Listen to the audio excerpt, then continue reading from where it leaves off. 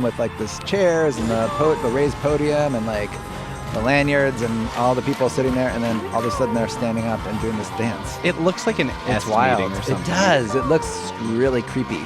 It looks like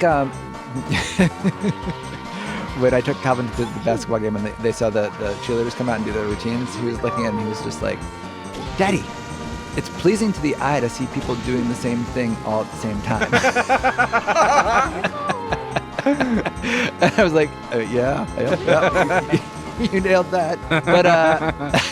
But it is pleasing in some situations, but then it's also creepy in some situations. And so like that and like North Korean political rallies, it's like really creepy to see people doing the same thing in unison. It feels like forced fun. Yeah. I wonder what the political calculus of that kind of thing is. It feels to me a little bit like there's so much grassroots support to this that everybody knows that they can spontaneously break out into a choreographed dance. I was listening to Pod Save America, and they were talking about it, and they were like, it was funny, because I think they're trying not to side with any of the Democratic candidates in the primary season. So they're like, we're not trying to say anything bad about Mayor Pete.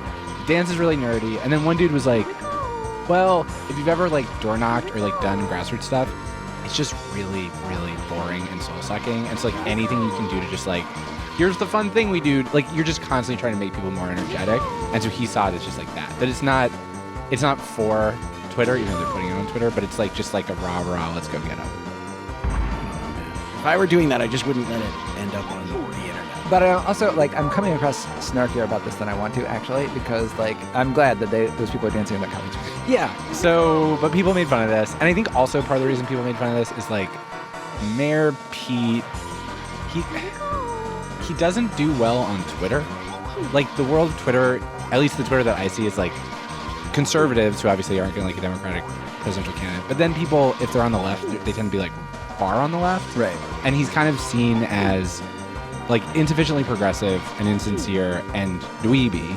Right. And so the dweeby dance kind of plays into that. Right. And so people were like, there were lots of videos of people just doing the dance, but they were pretending that they thought it was cool, but they didn't think it was cool. Right. There was a lot of people doing the dance to just like different songs, and it's just sort of funny under any song, but it works under almost any song. Mm-hmm. But it was like a cycle. It was like, I think they started posting the dance online in September, and like it felt like September through the winter there was a lot of making fun of this. Okay.